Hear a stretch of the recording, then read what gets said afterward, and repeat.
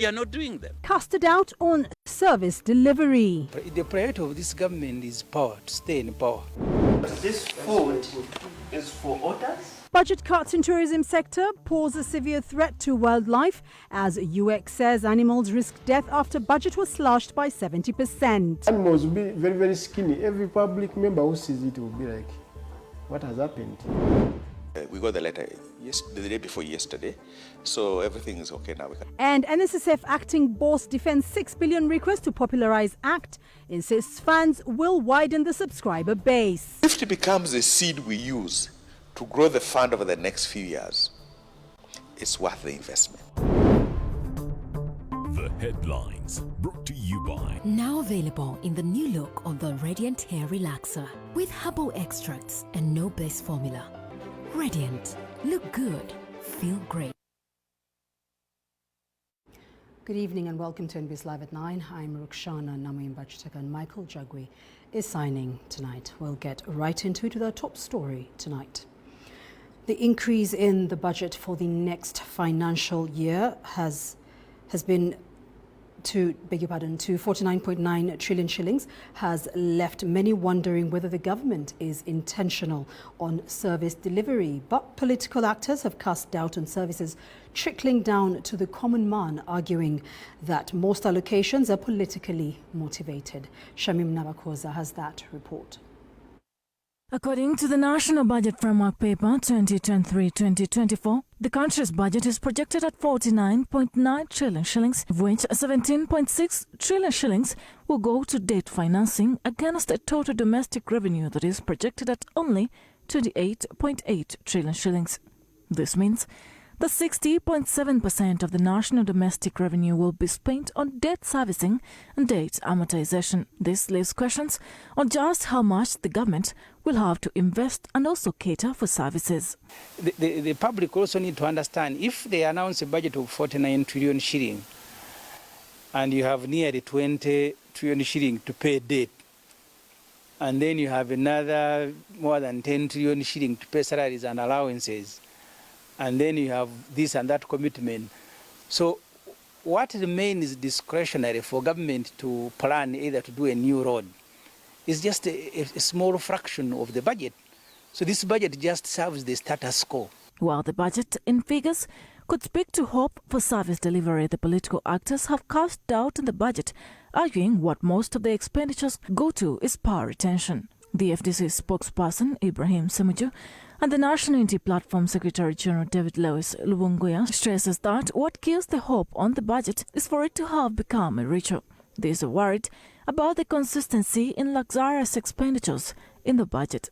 The workshops and seminars, if you look at special meals, the high demand and the classified expenditure. But we all know what that money is used for, patronage. That money ends up doing politics for General Museveni and his people. And we've been condemning that. The money that you see them giving to people to buy them off, political opponents, to reward the reward system, all that is money that is supposed to be used to be invested in agriculture, in healthcare, in education. So this budget is not to change the population, but to help Museveni anchor himself into power and continue ruling. That's all. That's why it will be defense, it will be president's office, it will be state house, a bit of parliament. The Otuke County legislator and a senior economist Paul Omara argues that there is need to realign priorities if the government is to meet its obligations to the people. We are technically with a shrinking fiscal space and a growing debt position, and also a dwindling national foreign reserves. It is only prudent and realistic that certain key sectors must be funded. And we must walk away from some of the areas that maybe we had highlighted and we said we should spend money there. Because if we don't, it will catch up with us. The increased expenditure on public debt repayment and its servicing costs has reduced the discretionary resource envelope for the next financial year, which leaves the legislators worried of service delivery and stagnation of the economy. Shamim Navakoza, NBS, Live at 9.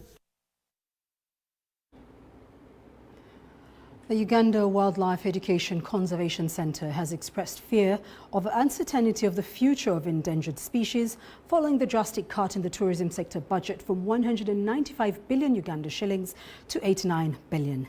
This, they say, leaves the institution with only 1.2 billion, which is way below the 4 billion diet budget, which puts animals at risk of death. Olivia Nakalembe has more. Proper feeding management of animals in captivity incorporates both husbandry skills and applied nutritional sciences as it contributes to animal performance and its well-being outside its natural habitat. To fulfill its mandate of rescuing, rehabilitating and releasing back into the wild, zookeepers at the Uganda Wildlife Education Conservation Centre have the uphill task to balance the feeding sheet. Of course, have different diets. And it's basically arise from how the digestive tracts are made. This food is for otters, and we have sugar stock. Carnivores, for example, eat between 8 to 12 kilograms of fresh meat each, and herbivores like elephants. Like for example, if I'm talking about a tiger, we are talking about on average 12 kilograms of beef per day. Then we have heavy feeders like the elephants. My God, we have to procure a lot of hay, we have to procure a lot of grass and browse for these animals to keep them in good health. If not well fed, the animals are predisposed to malnutrition, immune disorders and cannot be released back into the wild, which shall affect the game numbers that Uganda's tourism industry thrives on. The border conformation, what we call border score, in animal management.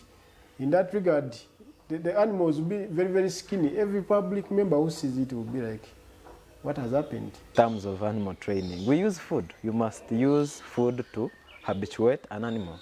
So you're not going to see animals succeed in captive breeding as part of the things we are doing, because we are supposed to actually make these animals breed so that we can actually support wild populations in the wild. This, however, comes at a cost. The Uganda Wildlife Education Conservation Centre spends about 2.4 billion shillings annually to feed the over 511 wildlife individuals, which come in about 57 species, yet this is already below the 4 billion ideal feeding budget. Yeah, but what I want to bring to your attention is that this is not adequate enough already. We would have ideally run on a budget of about 12 million per day. And now we are running on a budget of 7 million. So I think you can see where I'm heading. That means that the budget I've been running on is insufficient. And we are already short of some nutrients or some foods that would have been incorporated in the diets of our animals. Feeding sheet.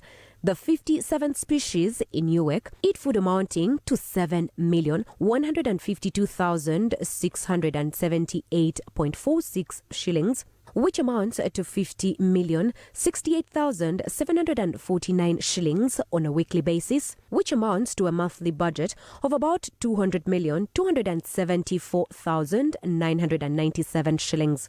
This brings the annual feeding budget to about 2,403,299,964 shillings.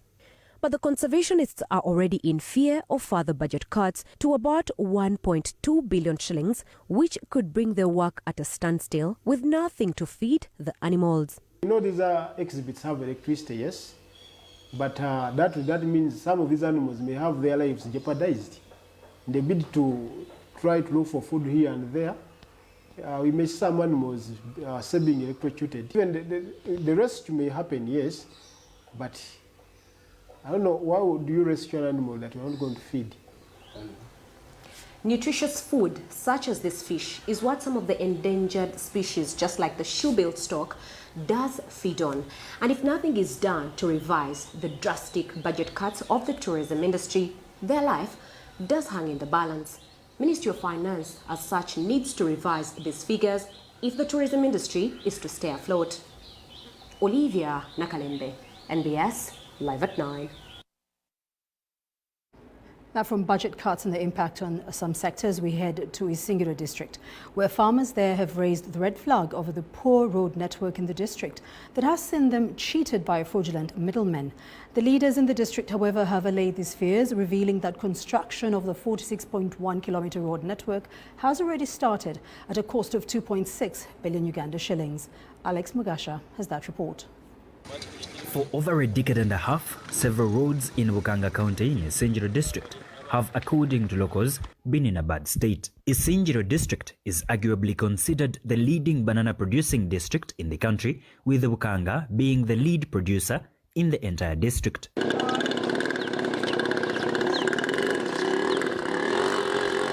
With this, farmers, especially those that deal in banana production, say that they have been encountering challenges relating to transportation of their produce to this market at Rugaga due to bad roads. Akapichinkako kakwatiramu ncherwa kushika mwanya ubundi sanga abasubuza bamwe bargireho bagire kurondo mbundu butare business yona yabo mwezo kati abasubuzi batuduseko bagula muruti bagula zintungamo. The Isingiro district chairperson Elon Turahi admits that the roads have been a challenge to farmers. It has not been easy for the farmers to access the market since these roads have been very poor and have been in sorry state. Being a refugee host district with two oldest refugee settlements of Nachivale and Oruchinga, the government, through the Development Response to Displacement Impact Project, abbreviated as Dr. DIP, has injected 2.6 billion shillings to work on 46.1 kilometre of roads connecting three sub-counties of Bugango, Ndinzi and Mbale. The road that we are going to work on starts from Orvare, Katanga, Kamaya, Bugango, and another one will start from Chanyanda, Chanda, and even connect to Bugango. So for Isingiro, for Bugango Town Council, for Mbare, for Ndizi, I want to request all the political leaders to come in and support the project, of course in monitoring and providing all the necessary support.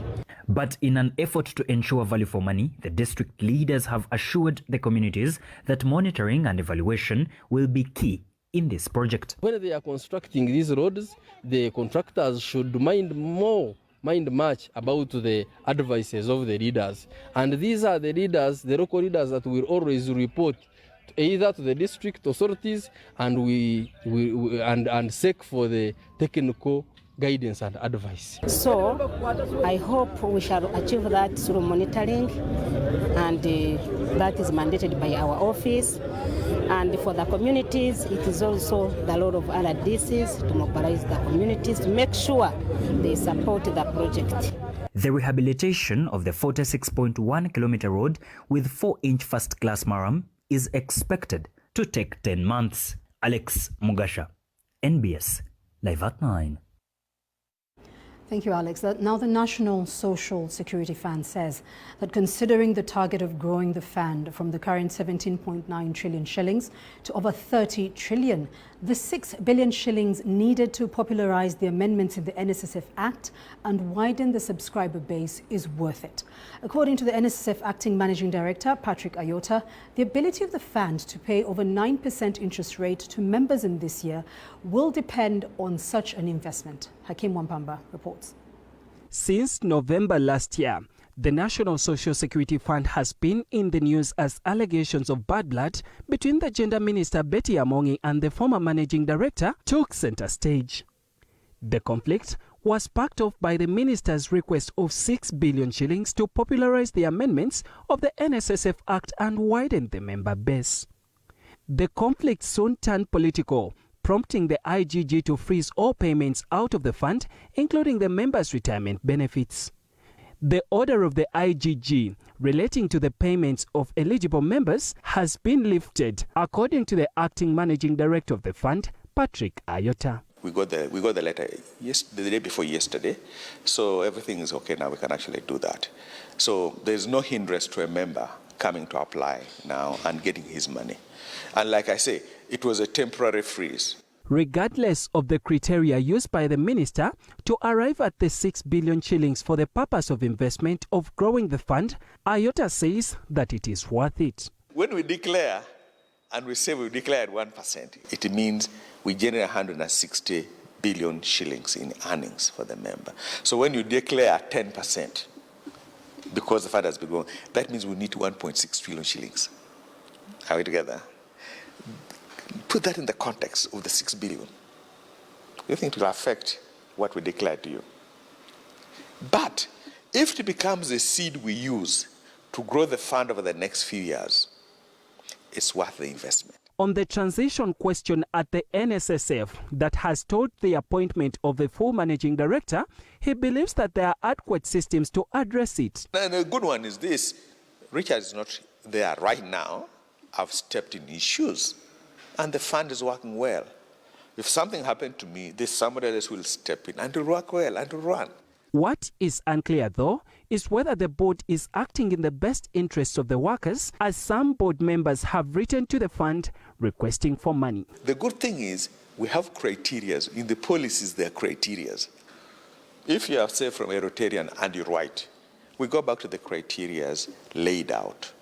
Does request meet that? And we subject every request to that criteria. As the investigations by the IGG into the allegations of corruption at the fund continue, the workers are on tenterhooks as their savings at the fund are their home and abroad. Hakim Wampamba, NBS, Live at 9. From the National Social Security Fund, we turn to the World Health Organization that has advised the Ugandan government to invest heavily in the health sector in order to guard against disease outbreaks. The World Health Organization country representative says that while Uganda has built human and knowledge capacity to fight epidemics, there is need to equally commit resources towards early detection and mitigation of these outbreaks. Henry Mugenyi has that report. Since the year 2000, Uganda has been in an emergency mode and has had to respond to several disease outbreaks like Ebola virus disease, yellow fever, measles, Marburg, and Crimean Congo hemorrhagic fever, among others. But despite this, Uganda has greatly continued to establish itself in fighting disease outbreaks and their containment. The recent Ebola outbreak in the central part of Uganda that was managed in 69 days without any case exported clearly demonstrates the country's relentless efforts. While this might put Uganda slightly ahead of other African countries in the region in terms of readiness, sector players want the government to put in place a comprehensive response plan that can help in guiding ongoing preparedness activities for any disease outbreak. There are a number of things which Uganda has to do. One of this is strengthen its capacity to detect and manage outbreaks. And a number of things would contribute to that. One of them is to have a strong integrated disease surveillance system, which means that we have to have human resources and systems in place as close to the community as possible. We should also, to detect, we also need a strong laboratory system. Uganda has relentlessly been battling epidemics, as it is essential to also plan for and invest in epidemic preparedness. The things we have to realize is the biodiversity of Africa. I think we have a very fertile forest, a wide range of animals indoors, and with human interaction becoming more and more closer with animals, we have that risk. That's from the pathogen point of view, from the disease point of view. But in terms of the response, we have to invest in our health systems. If you look into most of African countries, we haven't invested enough in our health systems, in our social sector, education. In addition to that, we need good infrastructure. The World Health Organization says despite Uganda's limited resources, the country has demonstrated good leadership and commitment in strengthening its health systems. Considering that Uganda is a young nation as well, and it's one of the developing countries which is developing at a fast rate. So I would say Uganda has done very well, especially in the management of outbreaks. Uganda's health budget has for long dwindled between 5% to 8.5%, with many declarations pointing at a 15% share of the national resource envelope if the country is to just a change in the status quo. To ensure sustainability, to ensure lasting solution for any of our health issues, investing in health from local investment or from the national budget is important. Henry Mugenyi, NBS, Live at 9. Thank you, Henry. Now, members of Parliament in the 9th Parliament who lost their seats in the subsequent elections have resolved to support each other during times of need. The former legislators are concerned that many of their colleagues have since died due to financial stress, hence the need for unity and looking out for each other. We have that report. It was a moment of joy, celebration and fun-making as former legislators who served in the 9th Parliament between 2011 to 2016 met in a reunion dinner in Kampala. Regardless of some of their colleagues not making it to the current date, either due to COVID-19 or other ailments, the legislators were thankful to the Almighty that they still have a chance to live. Praise God, everybody. God is good. I do business which used to be big, but now it is small. Most of them have struggled to a transition into a political afterlife. Many of the former legislators have for the past 6 years struggled to find a job, especially following the expenses incurred in trying to bounce back. The politicians who have not given up on politics have now resolved to form a circle and remain together to be able to support each other in good or bad times. So this afternoon I was wondering, shall we raise the numbers? When we clocked 20, I started taking wine. But 9th Parliament is indeed a special parliament. I can give you a testimony, frankly, from all the platforms where I am a member. I read and comfortably read from the platform of the 9th Parliament. But despite their financial woes, hope is not over for the politicians, with the majority being NRM, who believe that maybe at one point they could be appointed to serve in government. We are here to do business and empower ourselves. Check us out. Thank you very much. Wish you well. The 9th Parliament had a total number of 375 MPs, but a sizable number did not make it back to the 10th Parliament. Richard Olweny, NBS, Live at 9. Thank you, Richard. Now, this week in Parliament, it has been all about the budgeting process, with focus on the defence budget. But given reports of figures not reconciling, we speak to one of the Defence Committee members, Theodore Sechkubo, who also doubles as the Rwemiyaga County Member of Parliament. Thank you so much for joining us this evening, Honourable. We'll get right into it with the first question. Why does the committee have issues with the defence budget? Our budget under the Defence and Veteran Affairs is that the budget is not funded.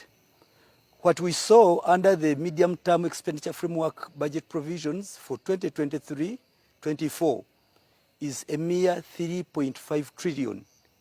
Yet, this is against the required budget of about 8.9 trillion.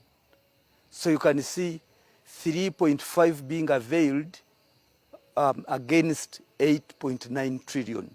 So the budget, as it stands now, we have moved away from the output-based budget to the program budgeting system. But as it is, the intention was to try to streamline and avoid duplications. But this is not the case. The budget performance, even this one we are under in currently, the 2022-23 budget has not performed. We have now started the third quarter of the budget, where I would have expected to have reached 50% of disbursements. But we are way below. We are way below a third of the disbursements. And this shows you that what was budgeted and what was passed has literally remained on paper. But in practice, the performance of the budget is so worrisome.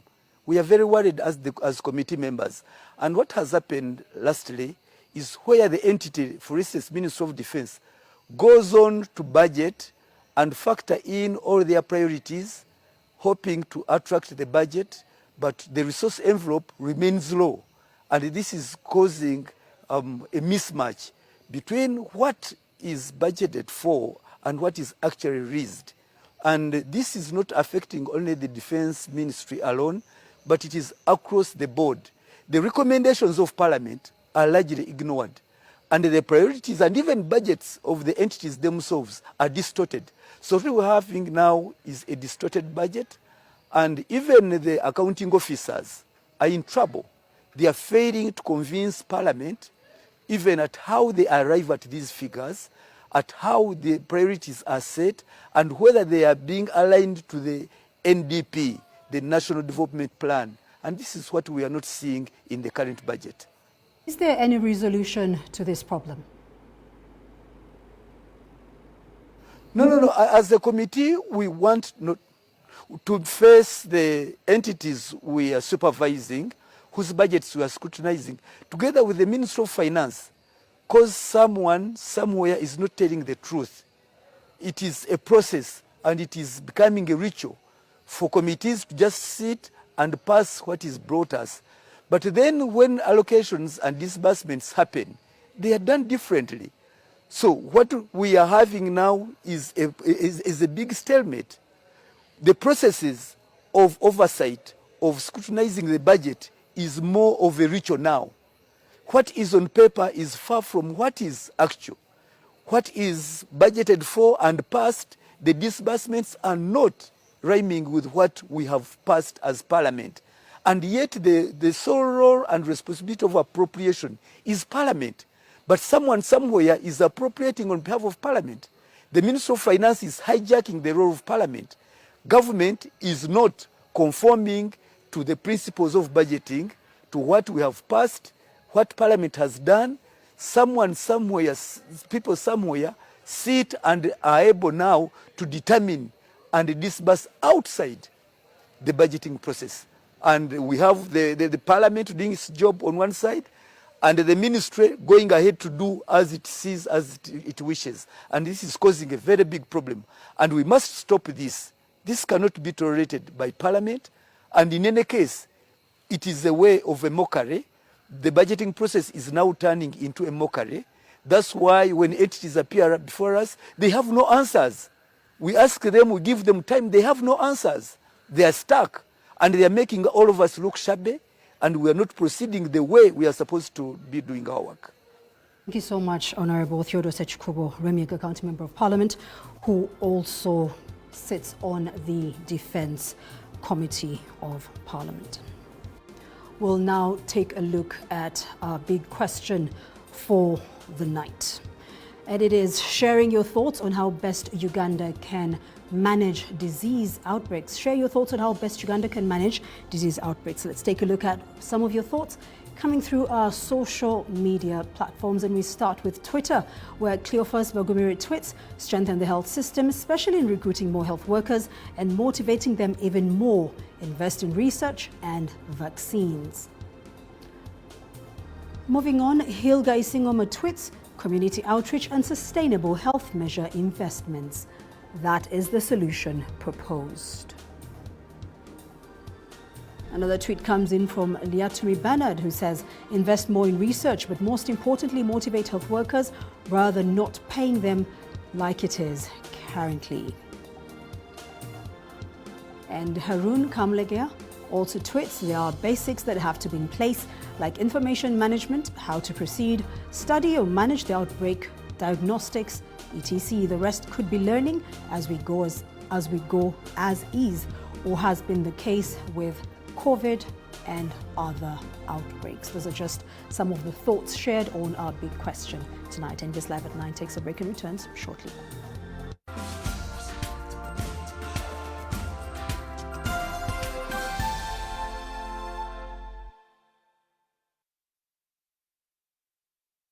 The Tales of Kasozi, brought to you by Uganda Communications Commission. Yes, hello? This is